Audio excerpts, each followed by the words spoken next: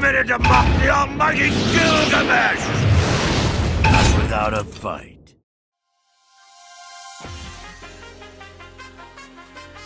Hey guys, Mahal everyone, 40 the Broadway Saiyan here, and welcome back to another video on my YouTube channel. This time again on the global version of Dissidia Opera Omnia. We're going to be taking a deeper analysis into the next character coming out, Gilgamesh, in a video called Gilgamesh Good or Not Good. So without further ado, let's go ahead and talk about our boy Gilgamesh. So, what does Gilgamesh bring to us in global Dissidia Opera Omnia upon his release? So he's going to be giving us a powerful melee damage dealing unit that has high stats in attack, HP, max brave, and speed.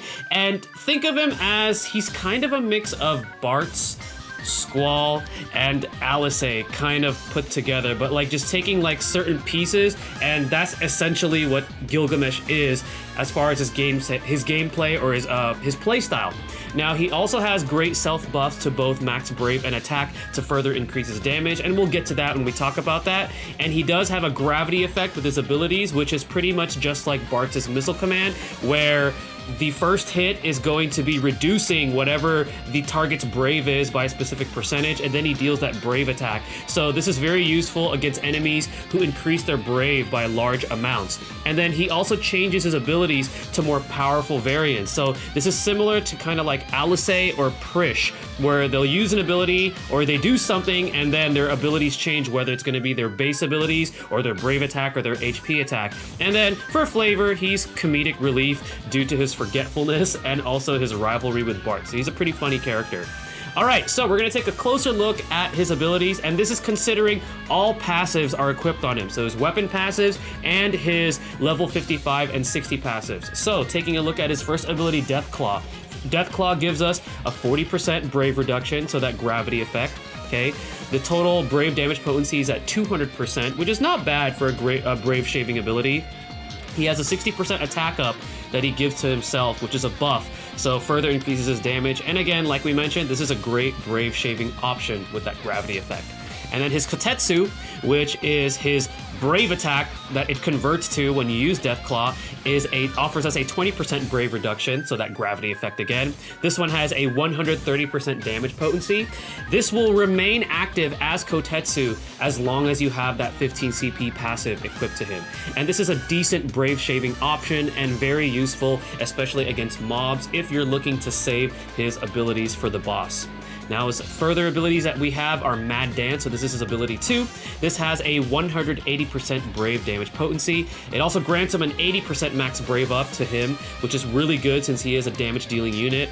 It's a good brave shaving option with HP damage right afterwards. So this is a 4-hit brave plus HP attack. So he deals brave damage and then he finally deals HP damage. So really good for that. And then his Genji Blade, which comes from his HP attack after you use Mad Dance, has an 80% brave damage potency. It remains active, again, as long as you have that 35 CP passive. It's a decent brave shaving option. 80% is kind of low, but he does deal HP damage right afterwards. And this is, again, useful against most mobs.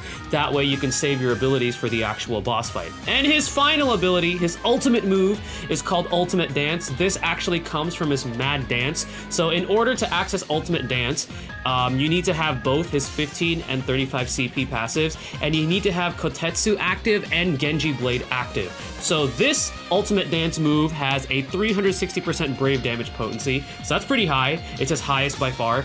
It also does 50% HP splash damage to other targets, so very exactly similar to Renzokuken Plus from Squall. So now he's dealing that AoE splash damage, and it also grants him a 100% max brave up, which is enormous. And it also is a great, amazing brave shaving option. However, keep in mind that after you use his ultimate move, Kotetsu, Genji Blade, and Ultimate Dance are going to revert back to their original states. So my verdict on Gilgamesh is, since he is over the top, he needs to reach that Ultimate Dance as fast as possible. That's your goal when you play Gilgamesh. You want to rotate his abilities, reach Ultimate Dance, and then go for that Ultimate Dance. So the rotation, let's say you're fighting against a boss, would be something like this. You want to go with Deathclaw first. For one, it has that gravity effect, and you can also build up his Brave. And then you go into Mad Dance, okay? So you deal that Brave plus HP attack, and then after you use those two abilities, you'll have access to Kotetsu and Genji Blade, and then you're either going to go back to Kotetsu and Deathclaw. This is the optional part. It really depends on the situation, but the reason why I go back to this is you want to build this Brave up again, and then you go for Ultimate Dance. So that is kind of like a sample rotation on playing Gilgamesh. So Gilgamesh's pros and cons. First of all, his pros are he has a high ability account on both abilities. Again, taking into account that you have all of his passives and his weapon passive. So he has 5 for Deathclaw and 8 for Mad Dance. He has those Brave reduction options, that gravity effect with his abilities. He has a low action delay with his continuous ability usage. So he does have a passive where his Brave damage, his overall Brave damage increases, as well as granting him a low action delay as long as you're constantly using his abilities continuously. He has options for mobs, so you could save his actual abilities for boss fights. And he has pretty high percentages with his buffs and passives. So he gets 80% attack up and 100% max Brave up from buffs. That's from his buffs alone. And then from his passives, he gets a 30% attack and 30% additional max Brave from that. So if you think about it, he's giving himself 110% extra attack and 130% extra max Brave. That's crazy. He has really, really good percentages on those. So what are his cons? Hey Gilgamesh, this ain't Sailor Moon or DBZ. You take too long to set up. He constantly needs to rotate his abilities to set up to Ultimate Dance. And then the problem with that is that after you use Ultimate Dance, everything goes back to where they started. So it's like, oh, we're gonna get to the finish line and then we're gonna run back. We're gonna get to the finish line, we're gonna run back. Kind of like Sailor Moon or Dragon Ball Z taking forever with their ultimate moves. That's something that I feel like really hurts Gilgamesh as a character. And he actually provides no additional support to the party. He only helps himself, so he's kind of selfish. If you take a look at his passives, we already know that he doesn't provide any buffs to the party, but if you take a look at his passives, he doesn't even have, like, for example, his level 54 passive. Some characters have it to where, like, if they're buffed, they provide attack and max Brave to everybody. Well, Gilgamesh doesn't even do that. Everything is just for him. And this character is extremely gear reliant. If you don't have his gear, he is really, really lacking. And for what he offers us, while it does look good on paper, for example, his Ultimate Dance is exactly like Renzokuken Plus, right? Well, why would you need to set up just to use another version of Renzokuken Plus when you could just use Squall, who all he needs to do is have his initial Brave lower than 250% of his initial Brave? You know, why would you just do that? So unless you have no other damage dealing options currently available to you right now, and you were very unlucky in pulling for Squall's weapons, because I feel like Squall is essentially just the better version of Gilgamesh. He's way easier to use, doesn't require that much setup. I feel like Gilgamesh is a pass, but if Gilgamesh is your homeboy, if you like him, I actually personally like him because he's funny, then by all means go ahead and build him up if you have those extra crystals for him. But as far as his gear wise, I would only pull for him if you're really lacking a strong melee damage dealing unit. And if you have Squall, stick to Squall.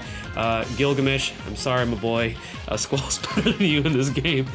Alright, so final thoughts and tips. So if you decide to build up Gilgamesh, artifact passives that benefit him the most are a Wonderful Way of Life 2-star, which increases the effects of his level 50 crystal passive, and then max Brave plus 330 and attack plus 108. And because he is a damage dealing unit that only helps himself, he does work well with various team comps. Brave battery support and debuffers are the ones that probably will benefit him the most. So Selfie, Gilgamesh, and Cheetahs is a sample team comp that I gave there. And lastly, I will let you guys know that later on he does receive an EX weapon, as well as a level 70 Awakening, and a rework, which makes him a lot better. So if you decide to pull for him now, you know that you'll at least be already somewhat set once he gets his rework. So you already have most of his gear all built up. All right, guys, well, that is going to be it on my video. Gilgamesh, good or not good? He is okay, but he's fun. So if you want to build him up, more power to you. But again, this is 40 the Broadway saying, stay tuned for the next video, and mahal, everyone.